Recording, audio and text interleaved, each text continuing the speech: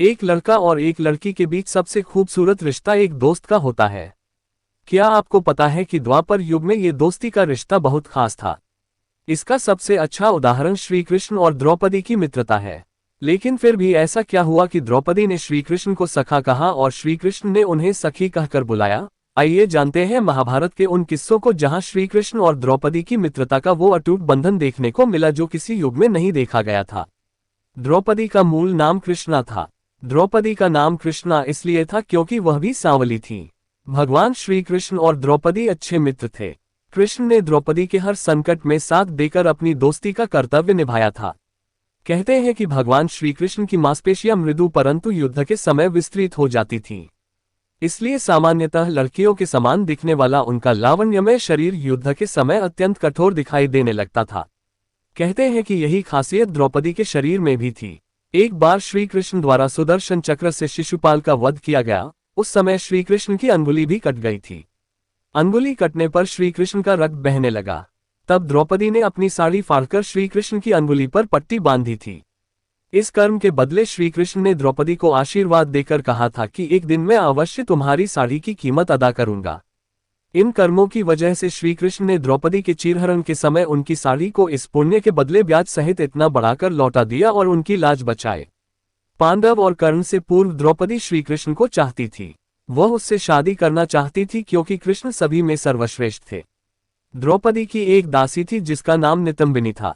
वह कृष्ण की सारी खबरें उनके पास ले आती थी और कृष्ण खुद जानते थे कि द्रौपदी उनको चाहती है। लेकिन एक दिन एक भेंट में श्री कृष्ण ने द्रौपदी को समझाया और उन्हें अर्जुन के बारे में बताया।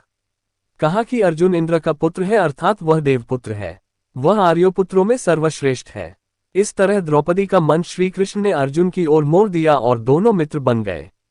द्रुपद चाहते थे द्रौपदी का विवाह कृष्ण से करना। ये भी कहते हैं कि द्रुपद चाहते थे कि उनकी पुत्री द्रौपदी का विवाह आर्यावर्त के सर्वश्रेष्ठ योद्धा से हो जो द्रोण को पराजित कर सके।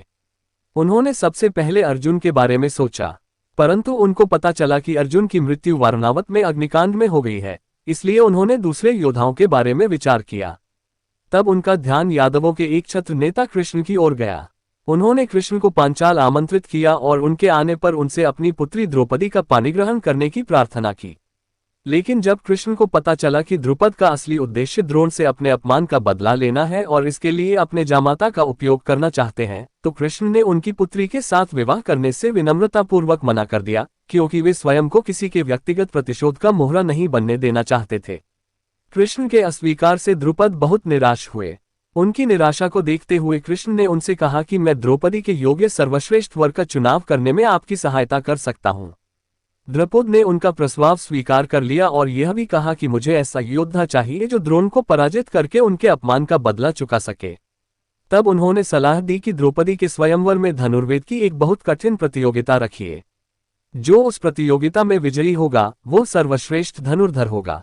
उसके साथ द्रौपदी का विवाह करके आप अपनी इच्छा पूर्ण कर सकते हैं। श्री कृष्ण की बात मानकर राजा द्रुपद ने स्वयंवर का आयोजन किया और उस स्वयंवर में अर्जुन ने प्रतियोगिता को जीत लिया और द्रौपदी से विवाह कर लिया। श्री कृष्ण और द्रौपदी दोनों ही सुंदर, सक्षम और वैचारिक रूप से समान थे। दोनों ही एक दूसरे को समझते थे। यही कारण था कि जब अर्जुन ने श्री कृष्ण की बहन से विवाह किया तो द्रौपदी ने उसे सहज ही स्वीकार कर लिया, अर्थात उसने श्री कृष्ण की बहन को अपनी सहपत्नी के रूप में स्वीकार कर लिया। दोस्तों, वीडियो अगर पसंद आई हो तो चैनल को सब्सक्राइब करें और वीडियो को लाइक करें और शेयर करना ना भूलें। आज बस इतना ही। जय श्री कृष्ण, राधे राधे।